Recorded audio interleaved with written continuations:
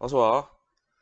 오늘부터는 명제라는 단어를 공부할 건데, 우리가 일상생활 속에서 명제라는 단어를 잘 사용하진 않잖아. 사실은 생활 속에 쓰는 어휘가 몇 가지 안 돼. 그래서 이제 생활 외국어를 공부할 필요가 있는 사람들은 자기가 일상생활 속에 쓰는 그 단어나 문장들을 한 일주일간 모아보거든. 그거를 필요한 나라의 언어로 바꿔서 그 문장만 익혀서 가더라도 일상생활이 가능하대. 그래서 뭐, 나 같은 경우에는 중국 갈 때 한 일주일 정도 제일 많이 쓰는 문장들을 외웠거든. 갔더니 대화 같아. 진짜로. 근데 들리진 않아. 워낙 그 사람들이 빨리 말하니까, 자국어로 빨리 말하니까 듣지는 못하겠는데, 내가 어떤 표현을 하고 싶은 것 중에서 기본적인 대화들은, 얘기들은 말을 하겠더라고.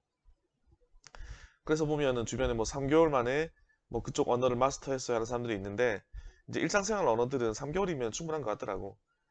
전문 용어 같은 거에 따로 공부를 해야 되니까 더 알아야 되는 거지만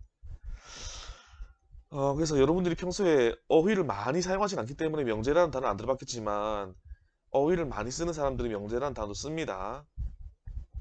그럼 이제 수학에서는 명제가 뭐냐? 또 처음 나왔으니까 그 정의를 외우고 넘어와야 되겠지? 그래서 명제란 참인지 거짓인지를 명확하게 판별할 수 있는 식이나 문장. 그래서 명제라고 하는 것의 정의가 참인지 거짓인지를 누가 보더라도 분명하게, 명확하게 판별할 수 있어야 되고 그 표현은 식으로 표현되거나 문장으로 표현될 거다라는 말이지. 이제 이러한 것을 명제라고 부르는데 예를 좀 들어볼까? 자, 1 더하기 2는 3. 이건 식으로 표현되어 있지.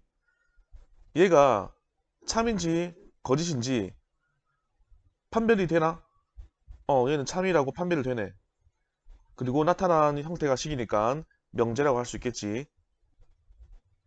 나는 배우 강동원이다. 연예인 강동원 있잖아. 그 내가 학교에 발령받기 전에 그 학교에 계시던 선생님이 이제 내가 갈 거니까 이제 애들한테 뭐라 말하냐. 강동원 닮은 쌤이 올 거다라고 말을 해놨어. 여학교였거든. 와, 그 얼마나 기대감이 컸겠니. 그 큰 기대감을 심어놓고 내가 짠 갔더니 알겠지? 그 실망감들. 나는 배우 강동원이다. 자, 내가 강동원 같아? 분명히 아니겠지. 그 얘는 거짓이야. 누가 보더라도 거짓이고, 그러면 참인지 거짓인지가 판명이 됐지. 판별할 수 있고, 표현은 문장으로 됐다, 그지? 그럼 얘도 명제가 되겠지. 한국은 살기 좋은 나라다. 대한민국 우리나라 살기 좋은 나라야? 딴 나라에 안 살아봐서 모르겠어. 이거는 사람들마다 판단하는 내용이 다를 거야. 어떤 기준을 두고 이 정도면 살기 좋다, 아니다, 이렇게 주관적인 판단을 내리는 내용이기 때문에 이게 명확하게 판별이 안 되잖아. 그래서 문장으로 나타나 있지만은 얘는 명제가 아니다가 되는 거야. 얘는 명제가 아닙니다. 시그마 K는 1부터 10까지 K는 55. 이게 뭐냐고. 나중에 너희들이 배워야 할 내용. 참일까 거짓일까? 모르겠다고? 얘 참이야. 참인지 거짓인지를 판별할 수 있기 때문에 얘도 명제야. 표현은 식으로 된 거잖아. 그래서 여기서 말해주고 싶은 게 뭐냐면 왜 이걸 예시로 들었냐면 내가 알고 모르고는 이 제시된 식이나 문장을 알고 모르고는 상관이 없어. 그 자체가 참인지 거짓인지가 중요한 거지. 뭐 지구에서부터 달까지 거리가, 해까지 거리가 뭐 얼마다 제시됐을 때 내가 그 내용을 알면은 금방 말할 수 있겠지. 근데 몰라서 뭐, 이거 뭔지 모르겠는데 참거지 판별이 안 되는데 이거는 아니라고. 그게 이제 측정된 거리, 우리가 지구인들이 알고 있는 거리가 있기 때문에 그 거리가 맞으면 참인 거고 그 거리가 아니면은 거짓인 거지. 내가 알고 모르고랑 상관이 없는 거야. 그 자체가 참인지 거짓인지를 가리는 거지. 그리고 뭐 쓰진 않았지만은 선생님은 굉장히 남자답다. 이런 것도 명제가 되겠지. 왜? 나 남자다우니까. 농담이고, 남자답다. 이것도 사람마다 기준이 다르기 때문에 판단이 다 다르게 나오겠지. 그래서 얘도 명제가 될 수가 없습니다. 그리고, 아우, 비가 왔더니 오늘 날씨가 참 좋네. 이런 감탄문들. 이것도 느낌의 표현이지 사실의 표현이 아니거든. 그래서 참 거짓 판별 안 되는 거라서 명제가 아니야. 어, 어, 지금 몇 시니? 시간을 묻는 거, 의문문 같은 거. 이런 것도 참 거짓 같은 게 없겠지. 그래서 문장으로 표현된 경우에는 의문문, 감탄문 이런 표현들은 그 자체가 명제가 될 수 없는 상태인 거야.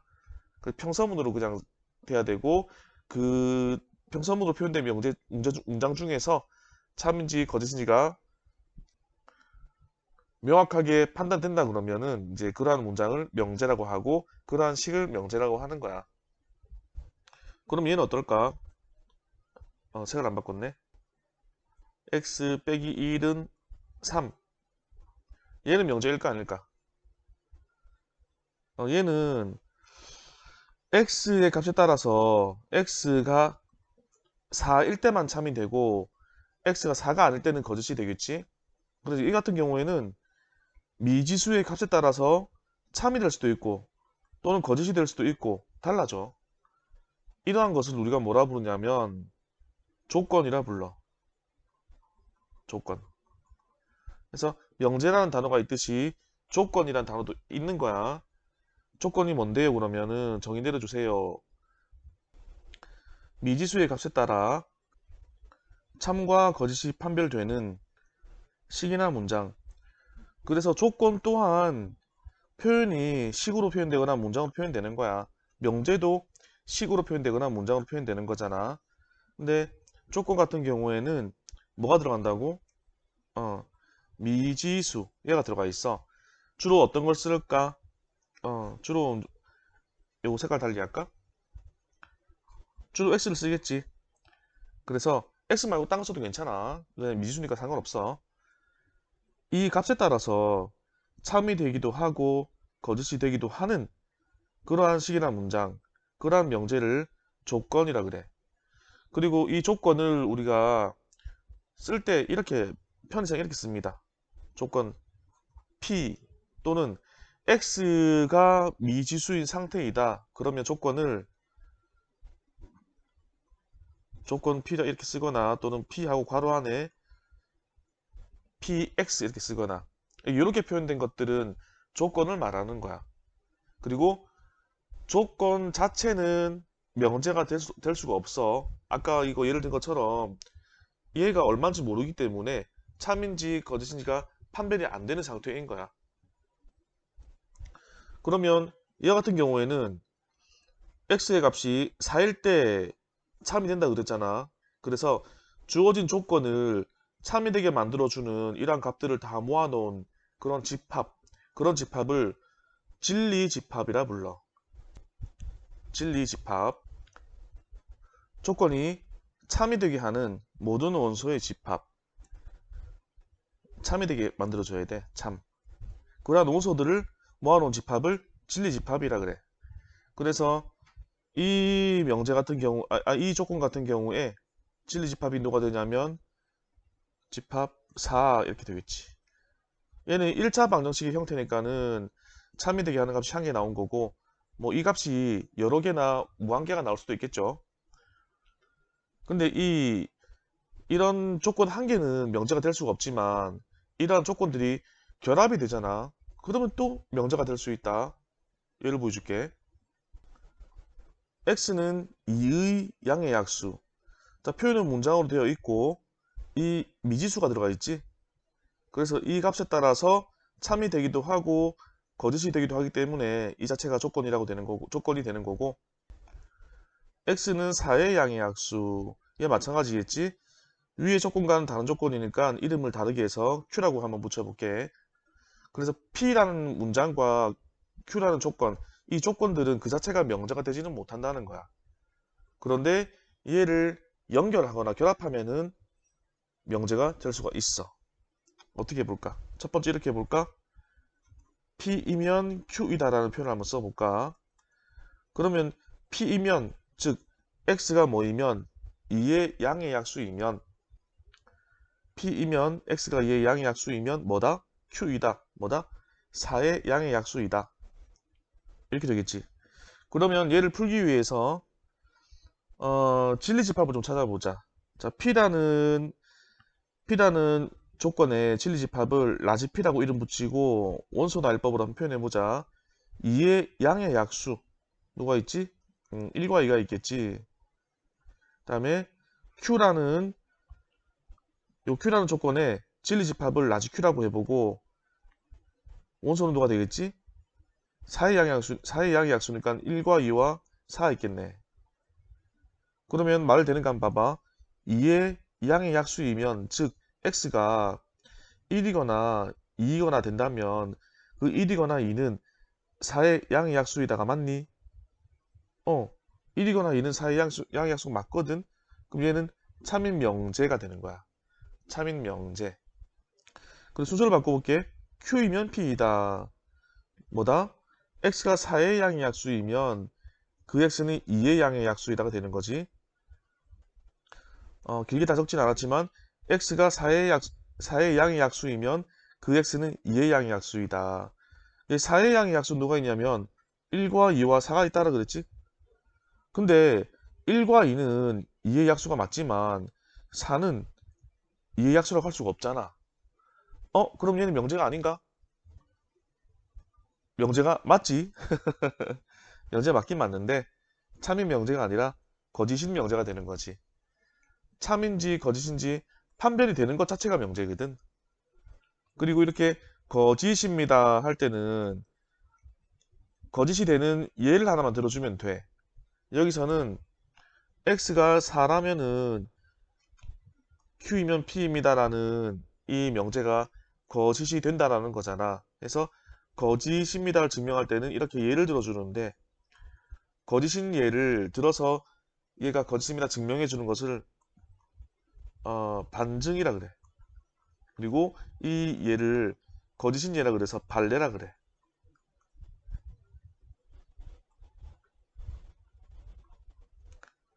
참입니다를 보여주는 과정을 증명한다라고 하잖아. 증명. 근데 거짓입니다를 보여주는 과정은 반대 증명이라 반증이라 그러고 그 방법은 거짓이 되는 예를 들어주면 된다. 그때 이 거짓인 예가 발레야. 발레. 발레? 발레 파킹? 그게 아니고 반대 예시라는 얘기야. 그래서 봤더니 P이면 Q이다는 참이 되는 명제고 Q이면 P이다는 거짓인 명제거든. 얘는 참이 되었네. 참 얘는 참이야. 여기서부터 우리가 뭘 할 수 있냐면 집합 P, 진리 집합 P와 Q 사이의 포함 관계를 알아볼 수가 있어. 다시 여기다 적어보면 P이면 Q이다가 성립하는 거지. 얘를 이렇게 표현해 볼까? 어떤 원소가 P의 원소라면 이거이면 그 원소는 Q의 원소이다. 이 성립하니? P면 Q이다가 참이라는 말은 이게 성립한다는 말이지. 얘가 성립한다는 말은 집합 P와 Q의 포함 관계가 어떻게 되는 거다? 집합 P가 Q에 포함되는 이런 관계가 되는 거다. 그지? 요 1과 2가 요 안에 쏙 들어가 있는 꼴이잖아. 그래서 P면 Q이다 성립한다는 말이 이 말입니다. P면 Q이다 성립한다는 말이 그의 진리집합 P와 Q를 따져봤을 때 P가 Q에 포함된다. 요거는 조금 알아둬야 할 중요한 내용입니다. 근데 얘를 개념상으로만 알고 있으면 문제에 빨리빨리 적용을 못 시키더라고. 그래서 나 같은 경우는 어떻게 하냐면 이렇게 외웠어. 쌤은 지금도 그렇지만 옆에 컵이 있거든. 지금은 대빵 큰 뭐라 해야 되나? 이런 컵을 뭐라 그러지? 텀블러. 대빵 큰 텀블러를 옆에 두고 모카포트로 직접 커피를 내려서 아주 맛있게. 왜냐하면 쌤이 커피 맛을 좀 알기 때문에 일반 커피점에서 파는 커피는 맛이 없어서 잘 못 먹거든. 그래서 직접 만들어 마셔야 돼. 늘 옆에 차를 두고 살아. 그래서 쌤이 옛날부터 이렇게 컵이 있었어. 이렇게 책상에는 늘 공부할 때도 수업할 때도 늘 컵이 있어. 음료수가 있다는 얘기지.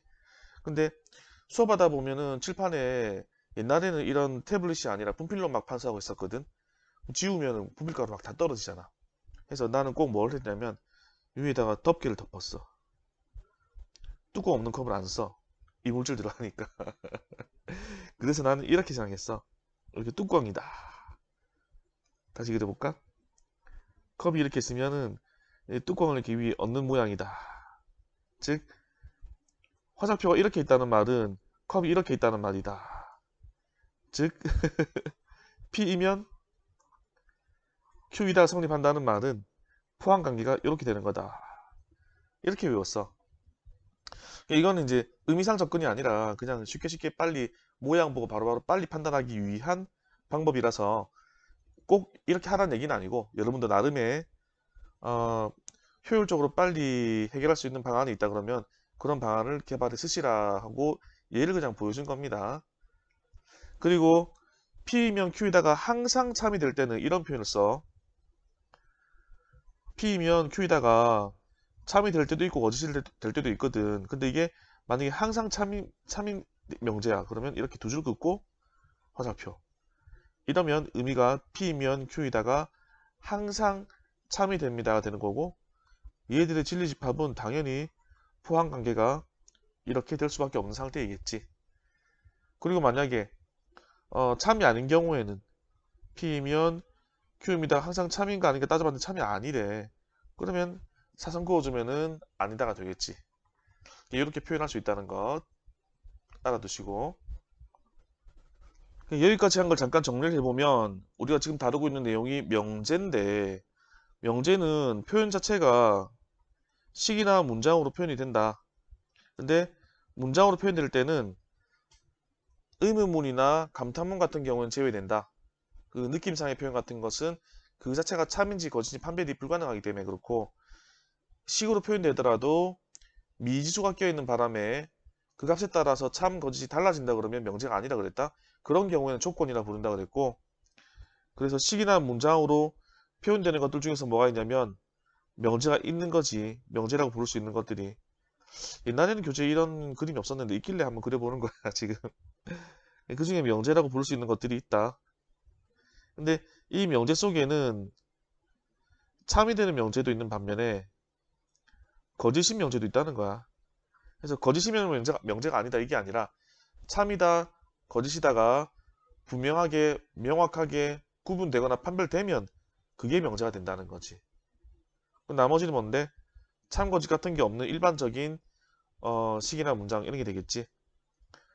그리고 아까 말한 것처럼 요 미지수가 들어간 문장이나 식이 나왔을 경우에는 이 값에 따라서 참이나 거짓이 될 수 있기 때문에 그런 문장이나 식을 우리가 조건이라 부르고 그 조건을 항상 참이 되게 만들어주는 원소들을 다 모아놓은 집합을 진리집합이라 부른다. 까지 지금 정리한 겁니다. 그리고 요 다음 내용을 이어서 해야 되는데 시간상 한번 끊고 갈게. 다음에 이어질 내용이 뭐냐면 부정에 대한 내용이야. 부정. 너희들이 하면 안 되는 시험 시간에 하면 안 되는 부정행위 이런 거 있잖아. 부정. 그 단어랑 똑같은 부정인데 이제 명제에서는 부정이 뭔지 다음 시간에 알아보도록 하자. 조금 이따 봐.